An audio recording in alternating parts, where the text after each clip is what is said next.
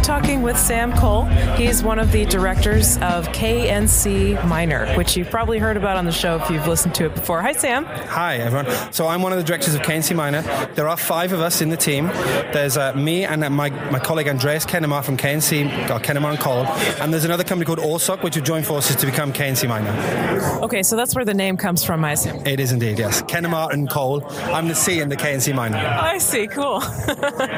So, okay, KNC Miner, as the name implies, is making mining equipment, is that right? Yeah, sure. We're making ASIC mining equipment and we're selling to the general public. We're selling fully functional devices that anyone can come and buy. We're doing quite well. We're at 28 nanometer technology. If you look on the league tables, we're currently near the top and we expect to be there for a while, but hey, we're open for competition. Someone else might come at us. But we've got a few things we can do to stop it. And we begin shipping our devices in September. You have some videos that I've seen online. You have a video of the Mars unit, which is an FPGA kind of miner. Do you have video of the ASIC units yet or not yet? No, there's no videos of the ASIC unit yet. Our chips are currently in production. They will arrive in time. There will be another video of Jupiter online where we really do announce its final speed and final performance figures, because the ones on the website now, there's the minimum guarantees. The Mars was an FPGA to prove that we could actually engineer a device in this time frame, on this scale, and get it assembled, produced, get it coded, get it running on mining equipment. So we did that very quickly. The power of the device, as it's an FPGA, is not quite as good as an ASIC. So we took the time now to really, really get the ASIC absolutely top-notch, and everything's on track, and hopefully everyone will be happy. Yeah, so okay, so you have sort of a track record to show, look, we can actually ship, the saying of real artists ship, right? Yeah. You can actually do this and do it on a time frame before we take your pre-order, right? Exactly. So the company Orsoc have sold devices before. They've sold things to the public, they've shipped, they've got a history of doing it for the last sort of 10 years of engineering products. This is their first Bitcoin-related product, but everything is on track. The Mars FPGA prototype was never shipped, because if we shipped it to our customers in that time, it probably wouldn't have given a decent return.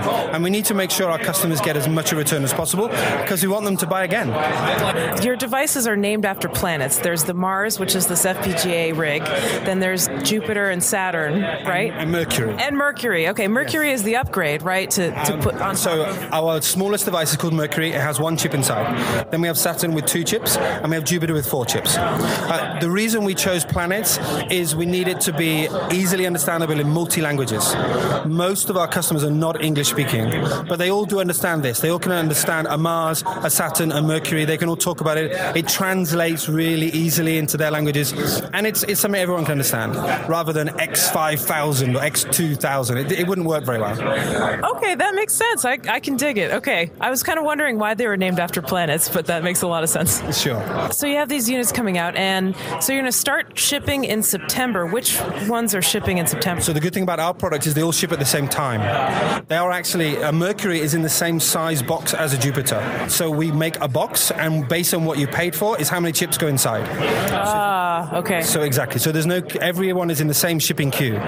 The factory will make this many Mercury today, this many Saturns today, this many Jupiter today, based on what was ordered that day, and then we ship them all in at the same time. So you literally take all the orders, and then at the end of the month or the beginning of the month or whatever, you ship them all on the same day, so people receive them at the same time? So no. So if you ordered a Jupiter today, a Saturn today, a Mercury today, that would put you in the queue position of whatever today gave you. After that, in October, because you buy today, you get in October the 2nd, for example, we would ship as many Mercuries or Saturns or Jupiters as we can based on what you purchased today. Oh, I see. Okay, that makes more sense. So after you finish, you're going to ship in September and October? Currently, our shipping queue is full for September. Okay. And that basically puts us in like the 1st, 2nd, 3rd week of October, which is about where we are today. Okay. So, and I saw an announcement on your mailing list about having like a moratorium on shipping for November, December, January. Is that right? Or December, January, February. Okay, yeah, that's right. Yeah. So we will obviously allow people, when we start shipping, to still buy a box and ship that before we stop shipping. Okay. And then what we want is we kind of need to approach all the other manufacturers, everyone else, to not put too much hashing power on the network, because if no customer gets a return on investment, no customers buy again, and we don't really want that. We need each customer to have a decent return so they buy back. Do you think that's going to be be effective, like to try to convince other manufacturers not to put out hashing power? It seems like they have a big incentive to sell their products if they have them. Sure, but what we're saying is that if they want to play, we'll play. If they don't, we'll happily continue shipping. We'll happily fight. We need to give our customers a decent return, and we'll do whatever we can to give them a reasonable expectation of a return. But it is actually good for everyone if all the manufacturers play kind of nice. And what we're hoping is that they do. And they've approached us, and some of them agreed today that we can talk about those sorts of things, because it is good for them as well. You're expecting a big increase in the difficulty when you start releasing these devices. Is that right? It's kind of sounded like that from the website. Yes, it is a big increase of difficulty. There's no question about it. I think nobody's under the impression it's not going to grow up. It is going to get higher. We ourselves are shipping enough to make it move, of course, and there are other players also shipping enough to make it move, and all of us together, we're all fighting over the same pie. Difficulty will grow by whatever is on the network, and sure, it's going to get difficult. So who would you say is your biggest competition? Well, we have competition from everyone, from Butterfly Labs, from the Avalon chip sales, from the DIYers. There's a new company called Hashfast that we're on the network. If they ship in October, if they're going to release a 28-nanometer chip competitive with ours, they need to release quite a few gigahashes or petahashes even to make it worth. So there's competition coming from everywhere, and I don't think we've seen them all yet. Yeah, I mean, I feel like I'm wondering if that's going to work, right? Like, is there going to be just a flood of ASICs on the market, and nobody's really going to get a return, like you were talking about? I mean, I'm just curious to see how the scenario plays out. And we're curious too. We cannot guarantee a return. We can do whatever we can do to try to make it happen, because we need people to get a return. All the manufacturers, regardless of what they say, need people to make a return, so you buy twice. We can't constantly compete for new customers that haven't got equipment yet. That's self-defeating. I guess if you were just an average person out there and you were thinking about, should I buy an ASIC miner? Like, should I go and buy one of these big heavy-duty mining rigs? I'm thinking about the cost and how many Bitcoins am I going to get? Is it going to be worth it? Do you think that they're going to be able to make a return on it in 3 months? Like, if they got their device in September, let's say, do you think in 3 months they're going to get a return on that? We wouldn't ship a box if we didn't think they could get a return. It would be unfair. We're not in the market for taking as much money as possible in as short a time frame as possible. We're here for the long run. We're going to try to give everyone as much a return as possible. We need our customers to make more from the Jupiters, Saturns, and Mercuries than we do. Then you buy again. And so when we start shipping other products next year, we need you to make a return on them. So you buy again. And it's good for the customers, and it's good for us. And you're also doing a thing where you rent out like shares of a miner, is that right? No, we're not currently doing that. The smallest purchase from us is a Mercury device. Gotcha. Okay, so what? There's something on the KNC website about storage space or something like that, or what? Hosting space. Okay, so what is that? So these miners they require a lot of electricity to run, and people don't have that much power in their house. They don't want to host it. They just want the coin generation ability. So what we're saying is that we will put it in our own data center for you, charge you a monthly fee, and we will look after it. All of the mining power will be yours. It's not ours. We will just simply host it for you, run it against your own wallet. So it's more of a maintenance running fee, but you need to buy the device first. Oh, but you have to buy the device first, and then you host it. Okay, that's an important detail. Yeah, a lot of our customers think a lot of people think that they can just buy the hosting contract. Right. The hosting contract does not include a miner.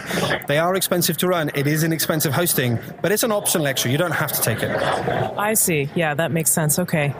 So, wow, all kinds of other questions. So, I mean, these devices are for mining Bitcoins, and you said you're selling them to regular people. There have been some people who are really worried that like ASICs actually will tend to centralize the mining power, in the hands of whoever can have an ASIC, right? What do you have to say to that? So what we've done is we've produced what we think is the best chip size and a sort of dollar per hash ratio that still makes sense for the average person to get involved with. As long as we can get these 28 nanometer chips in as many hands as possible, we actually stop centralization, because for someone to centralize it, they need to go again much bigger, stronger than our chips. So we are trying to distribute it as much as possible so that we don't get centralization of mining, because we think that's bad. Yeah. Okay. Cool.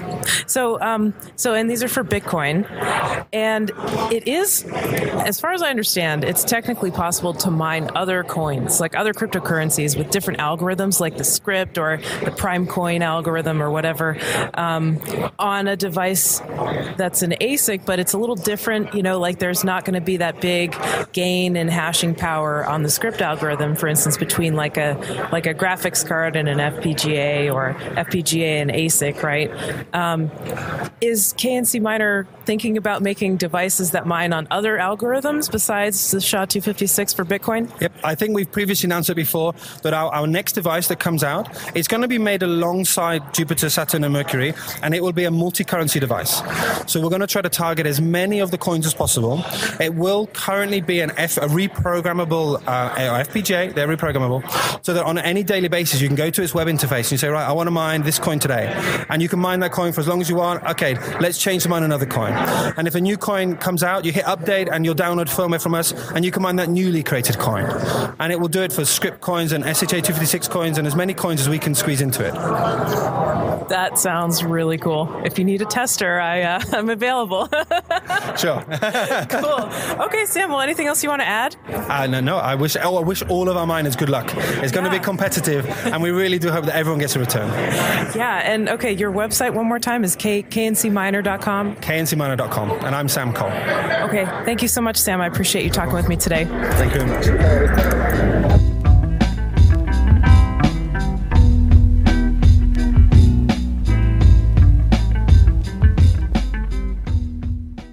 Hi, this is Jason King, founder at Sean's Outpost, and you are listening to Let's Talk Bitcoin. Sean's Outpost is a homeless outreach in Pensacola, Florida, and we are proudly powered by Bitcoin. To date, over 13,000 meals have been fed to the homeless in our area, all purchased with Bitcoin and through the generosity of the cryptocurrency community. Read more about us at seansoutpost.com. Food, shelter, Bitcoin, everybody. Sean'sOutpost.com.